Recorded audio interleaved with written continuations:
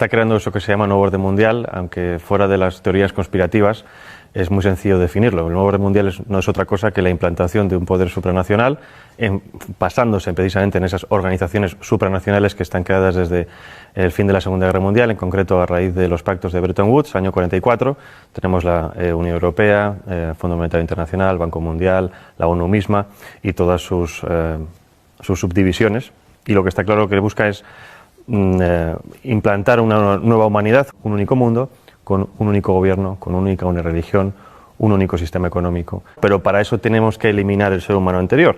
Por eso esos pilares que son los fundamentales: relativismo moral, laicismo, ideología de género, entre otros tantos. Podemos añadir aborto, ahora viene la eutanasia, con el objetivo de desprogramar al ser humano que existía antes, implantar un nuevo código de valores y poder empezar a implantar el transhumanismo, que es al que vamos. Vamos en lo que llaman también la cuarta revolución industrial, que es la implantación de un sistema robótico basado en inteligencia artificial que controle todo aquello que antes era de alguna manera esporádico en el ser humano.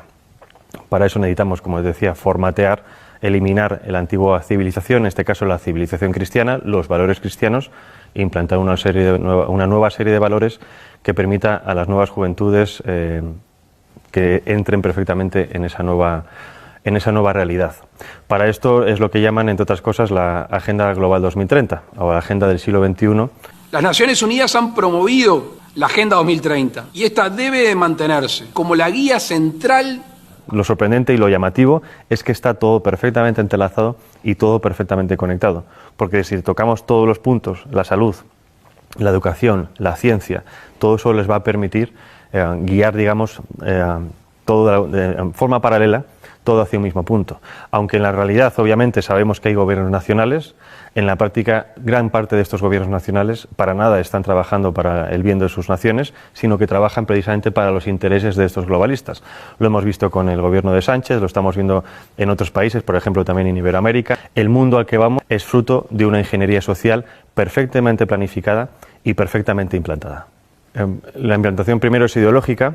La ideología sirve primero para desestabilizar una nación. Si nos atendemos, por ejemplo, a Yuri Bezmenov, el antiguo agente del KGB que emigró a Estados Unidos y que contó precisamente esos procesos por los cuales se puede desestabilizar una nación, que es desestabilización, desmoralización, crisis y normalización, estamos viviendo perfectamente esas etapas. Hemos tenido una desestabilización, ahora estamos en la fase de desmoralización, que es volver a las naciones contra sí mismas, la endofobia, el odio a nuestra cultura cristiana, el odio a la misma biología, a la misma realidad biológica hombre y mujer, para hacer que la población esté completamente confundida y que sea mucho más fácil guiarlas a un nuevo punto. Es la mentalidad de rebaño.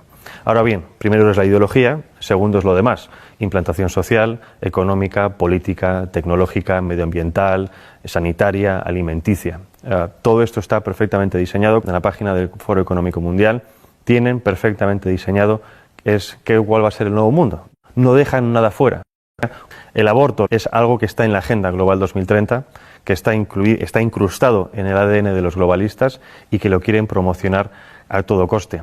El aborto, para que lo entendamos, es una política de Estado. El aborto se aplica desde el año 74 a través del informe de Kissinger, que viene precedido de un informe de la Fundación Rockefeller del año 72, que viene precedido de unas declaraciones de Robert McNamara, que fue secretario de Defensa con Nixon y que en el año 68 pasó a ser presidente del Banco Mundial.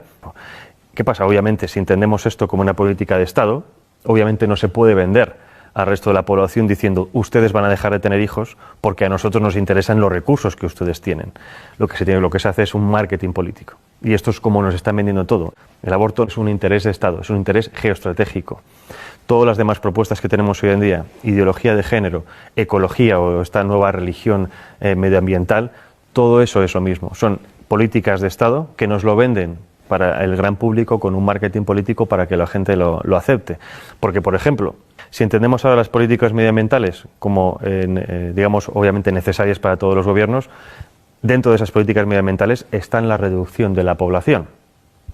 Nos lo venden como un bien necesario, es decir, si seguimos creciendo vamos a destruir el planeta, por lo tanto dejen ustedes de tener hijos, porque si no este ritmo es inaguantable. Nos venden la ideología verde como algo necesario, pero que dentro de esa ideología verde contiene todas estas políticas de Estado que nos lo quieren vender para, obviamente, controlar a la población. Con el objetivo precisamente de desestabilizarnos para poder tener el control completo sobre nosotros. No hay nada más fácil que dominar que una población enfrentada entre sí. Por eso es tan importante entender cómo funciona la aplicación de las políticas, cómo funcionan las élites supranacionales, para poder entender qué tipo de política se nos está aplicando a nivel nacional y local. El enemigo a abatir por esta élite supranacional o globalista no es otra cosa que el ser humano. Es decir, hay un desprecio absoluto por parte de las élites por el ser humano corriente, no solo en las élites supranacionales, también las tenemos en las élites nacionales. Y obviamente para destruir a esa parte de la población, no en el sentido físico, sino en el sentido psicológico, hay que atacar obviamente sus creencias, sus bases morales, y en este caso primero es destruir las naciones y obviamente la religión. Hay un objetivo que es crear una religión única. Es decir, las religiones tradicionales son un escollo para ese nuevo orden mundial, para la consecución de ese poder político. Si eliminamos la religión, estamos eliminando obviamente una vía de escape muy humana que de alguna manera evita que llegues al control mental de las personas. Podremos controlarlas físicamente, pero la religión permite que esas personas se puedan evadir a otro plano y obviamente también contienen unos códigos ético-morales muy firmes que están completamente enfrentados ante los códigos morales que nos quieren implantar. En este caso, la religión católica o la Iglesia católica es el enemigo a batir desde hace siglos. Ya no solo hablo de la masonería, sino de muchísimas personas. Es decir, es necesario hacer caer esa civilización cristiana para poder implantar una nueva civilización. El objetivo en general cuando hablo de la humanidad es el control absoluto de la población, pero no solo hablo de control, digamos, policial, sino control de lo que se consume, de lo que se piensa, de lo que se educa, de lo que se ve. Más o menos yo creo que todo el mundo tiene en la cabeza esta realidad porque es un poco lo que estamos viendo. Nos censuran las redes sociales, nos censuran medios de comunicación, censuran incluso en los mismos colegios y esto no es otra cosa que poner barreras. Entonces necesitan acabar con todo eso para poder tener el control. Obviamente cuando hablo de Soros como uno de los principales promotores de este nuevo orden mundial, lo dejo muy claro, uno de los principales, o digamos una de las caras visibles. Yo creo que si conocemos a Soros tanto, es porque a Soros se le permite mostrarse. ¿Con esto qué quiero decir? Con esto digo que los verdaderamente poderosos están en la sombra. Ahora bien, si Soros, digamos que trabaja en el lado social, quiero decir la sociedad civil, es decir, es un experto en modificación de conciencias. Para eso trabaja en la ventana de Overton. La ventana de Overton es una herramienta que nos permite transformar lo imposible en un hecho factible. Y hay varias fases. Obviamente primero viene la propaganda, la ideología. Para eso se crean y se financian think tanks, fundaciones, asociaciones que generen supuestos documentos científicos, oficiales, estudios, etcétera, de los cuales después se hagan eco los medios de comunicación. Esos medios de comunicación llegan a las masas. Las masas, a base de repetición de estos estudios, estos conceptos, estas ideologías, acaban, si no aceptando como propias esas ideologías o pensamientos, sí aceptándolos diciendo que es algo como ya existe y lo ven por todas partes, es algo que hay que aceptar. Una vez llegamos a esa tercera fase, viene la cuarta fase, que es la de los políticos. Los políticos, obviamente, con el interés partidista de continuar en el poder, se hacen supuesto eco de esas reclamaciones supuestamente sociales y, obviamente, después el quinto, que es la transformación en leyes, la legislación. Entonces, esos 5 pasos es lo que se ha seguido con muchísimas cosas. Tenemos el aborto, tenemos el matrimonio homosexual, ahora tenemos ya ha empezado la eutanasia y el siguiente paso es la pedofilia. Y esto es pura matemática, es ciencia política y siempre funciona. Entonces, si nos atenemos a que esto sirve para aplicar ciertas cosas, ¿qué es lo que ha hecho Soros a nivel social? Lo mismo. Ha financiado ONGs, asociaciones, fundaciones, ha financiado medios de comunicación, ha financiado a políticos e incluso ha financiado a instituciones como por ejemplo puede ser la Unión Europea o el European Council on Foreign Relations, que es la versión europea del CFR norteamericano, que es el principal lobby de la política exterior norteamericana, en este caso en Europa. Entonces, si tienes los 5 pasos o los 4 pasos de los 5 en tu mano, es mucho más fácil modificar la realidad de los ciudadanos precisamente porque toca todos esos palos. Si nos vamos a instituciones supranacionales, ¿cuál es el papel de la ONU, de la UE? Es muy parecido. Bueno, el Banco Mundial obviamente es la gestión económica mundial, lo mismo parecido del Fondo Monetario Internacional a la hora de préstamos. El control económico y los préstamos sirven para el chantaje económico de las naciones. Hay muchísimas naciones africanas que se han quejado precisamente del chantaje económico de dinero supuestamente de ayudas al desarrollo siempre dependiendo de cuestiones como, por ejemplo, la implantación del aborto, la implantación de la ideología de género, de educación sexual temprana para los niños, etcétera, etcétera. La OMS ha sido fundamental para la implantación de la idea de que existe una pandemia mundial, y si no hubiera sido por la OMS, en este caso por Tedros Adhanom, no se hubiera creado o no se hubiera llamado un confinamiento mundial. Primera vez en la historia que los ciudadanos de este planeta hemos visto cómo en todas las naciones se seguían los mismos pasos. Es decir, nada ha conseguido antes que realmente hubiera una coordinación nunca antes vista a nivel global.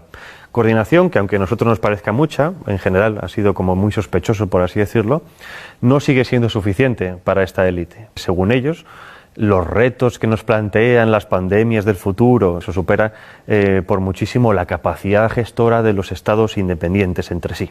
Es decir, que como no hemos sabido gestionar el coronavirus, es necesario que cedamos más nuestra soberanía a estos entes supranacionales, que ellos saben sí realmente lo que nosotros tenemos que hacer. Llevarnos a ese buen camino, a guiarnos como si fueran un dios, porque nosotros como ciudadanos comunes somos demasiado estúpidos para valernos por nosotros mismos. Las redes sociales han sido siempre una herramienta fundamental en el tema de la comunicación, pero como todo avance tecnológico tiene siempre su cara y su cruz.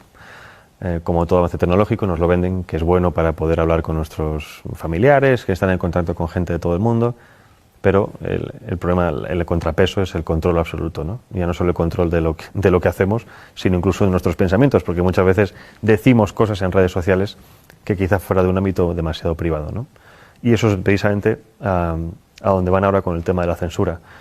Han visto que en los últimos años ha habido también una pequeña revolución en redes sociales, dado que cada vez hay más perfiles conservadores, antiglobalistas, más perfiles de gente contraria a los designios de este nuevo orden mundial, ¿no?